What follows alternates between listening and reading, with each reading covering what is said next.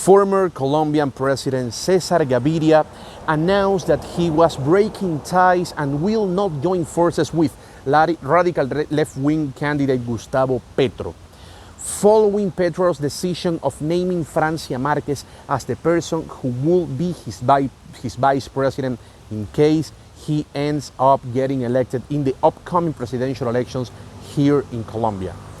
So, following Gaviria's decision, Francia Marquez blasted the former president, claiming in a public ad with Gustavo Petro that Cesar Gaviria was more of the same and that he essentially represented the embodiment of neoliberalism in a country that needs a radical change. These were the remarks of Gustavo Petro's running mate Francia Marquez. Following these declarations, following these remarks, Gaviria responded by claiming that it was a real shame that Francia Marquez and Gustavo Petro's coalition, Pacto Histórico, used such an incendiary language, given the fact that, according to Cesar Gaviria, this type of language increased polarization and divides all Colombians. So, getting to this point, it is important to point out that, as we reported in a previous article, it seemed as an inevitable outcome, this union between Cesar Gaviria and, of course, Gustavo Petro. And the way that this type of union was going to be sealed was by Petros picking as his running mate someone from the Partido Liberal, which is the party of Cesar Gaviria. However, this didn't happen. And the reason why this didn't happen is essentially because in the primaries elections that we reported here on Newsweek, Francia Marquez had a pretty incredible results.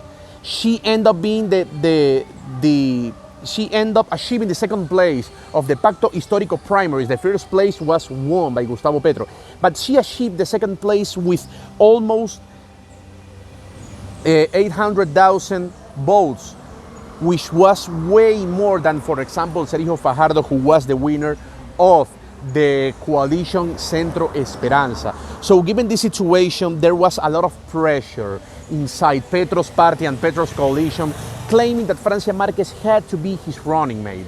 So in order to prevent a rupture inside his party, Petro decided to pick Francia Marquez. However, this situation had the outcome of watching former President Cesar Gaviria breaking ties with Gustavo Petro. And this could be quite decisive in the election, because we need to remember that Cesar Gaviria was going to bring Petro the votes from the Partido Liberal, and we're talking about a lot of votes that Petro definitely needs.